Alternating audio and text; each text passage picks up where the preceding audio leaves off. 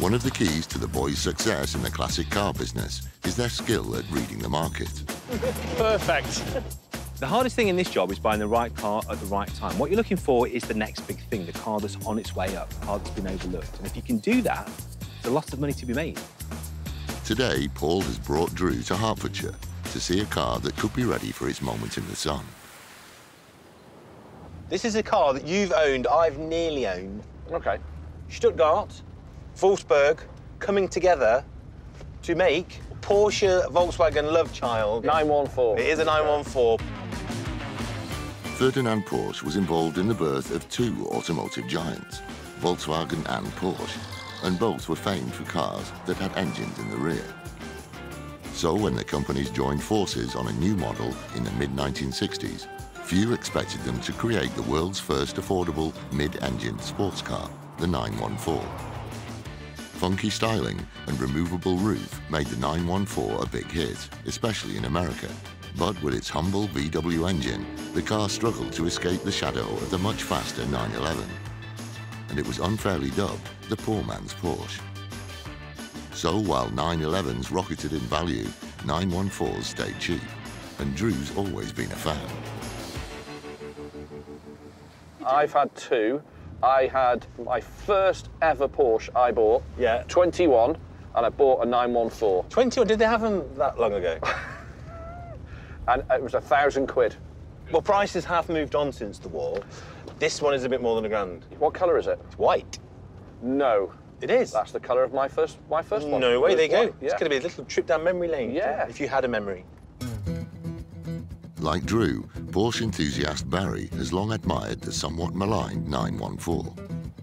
It's underrated. A lot of people think of it more as a Volkswagen than a Porsche, but it's probably one of the rarer Porsches. You don't often see them. Barry imported his 914 from Washington State in America. But in recent months, storage has become a problem. I've had the Porsche for about 4.5 years, stored in a garage. Unfortunately, I've lost the garage, hence the reason it's up for sale. Barry, hello. Morning, how you doing? God, this is so lovely. It's good, isn't it? It takes me back. Roll up and see the 914. It's exactly the same colour as the one I had, my first Porsche I ever bought at 21 years old. So this is very, very nice. I do think the 914 is possibly one of the most underrated of all the Porsches because you've got a much longer wheelbase than the 911. You've got a shorter overhang, you've got a wider track, so balanced, mid-engine, perfect weight distribution and better handling than a 911 for a third of the cost. I think it's at its best looking with the top off. Yeah. You see the idea behind it then, that was just so good yeah, looking. if you take they get better looking, I think, now. They're getting older. Yeah, Really unlike you. Yeah, unlike me, yeah. It's a great piece of design. The back lights particularly, just right. It's actually really clever and works beautifully from any angle. The design may have stood the test of time, but Paul wants to make sure the chassis has also held firm. Well, that's promising, look. So your shirt liner hasn't changed at all because there's actually quite a lot of residual strength in that glass fibre panel. Yeah. You've got to check the shirt lines on any open-top car because the car can flex, and if they're not right, it shows that maybe the integrity has gone in the middle. So you're always checking with the roof off to make sure everything fits and shuts and works, because if there's problems, the roof can hide it. Another problem that can go unnoticed on a 914 is rust. It's not bad on the inner wings, is it? No, look at the floor. Look at that. You've got a tiny bit of surface rust there, look, Dru. This is all factory sealer, all of this. Yeah. That's never been apart, has it? No. That has never seen a welder. It's remarkably good for a Washington car, isn't it? I knew before I got here, this one's from Washington. It's not a dry state. I was expecting loads of rust, loads of panel work. The first thing I see, very little of either. It's just in really nice straight shape. Level bodywork, hardly any corrosion. The car looks good. I'll tell you what's good though, Dru, because it isn't a California car, all of the trim, all of the stuff that the sun normally kills is all lovely. Dash top is like brand new, dash is lovely, door cards are lovely, seats are lovely, but that is in remarkable condition. The only problem with it really are the American bumpers. This car has got these great big ugly bumpers on them with the big overriders, and it breaks up the lines of the cars massively. The European bumpers were a chrome, very simple, stylish, look so much better, so much more stylish. The bumpers is a no-brainer. That's definitely going to happen. Definitely going to happen. No matter what that costs, we've got to do that. The bumpers aren't the only thing in need of attention. So it's had paint, obviously. It's gone over. It's had a really nasty paint job. I would be loath to change the colour of this car. I think it would be just such a big job. It's not worth it. And it's a great colour. Drew wants to keep it white because Drew's first Porsche was a white 914, so he's harking back to when he was 21.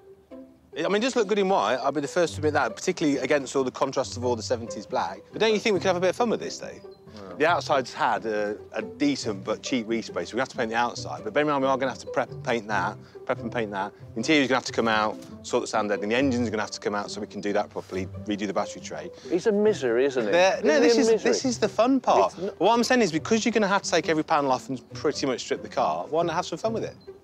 The middle 70s colour palette for a Porsche is just an absolute joy. So I think we shouldn't close our minds to the fact this car could have been ordered in a much cooler colour. Do you know what I'd love to see this in? Magenta.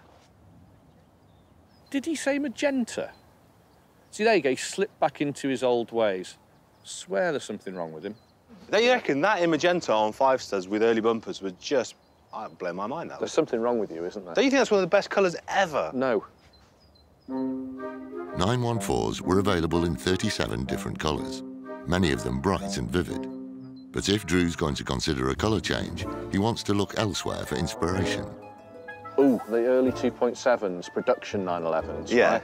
They did them in this metallic-y green. Let's just make it look like a little jewel, like a very expensive car, because that's the best thing to do with it. Right, we need to go for a spin. Yeah. Just watch the brakes. The brakes are pretty poor. Are they? Yeah. Come on, get in. So let's just have a little gentle pootle through the country lane. Yes! What a noise! So I know you buy a Porsche because you want the 6-cylinder engine noise, but I think that's a great sounding engine. Well, no, some of the best Porsches ever produced were 4-cylinder. Yeah. The engine sounds great, but when Drew puts his foot down, it doesn't perform as it should. Whoa! That's got a crazy cam. It's nothing, everything.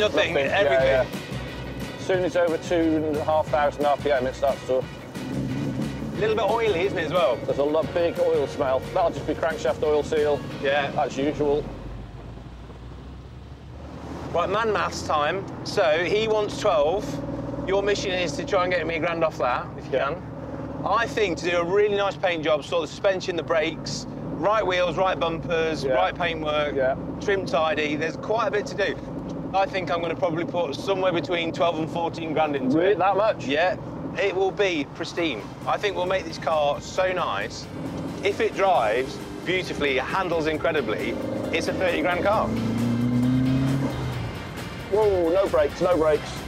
Brakes are terrible.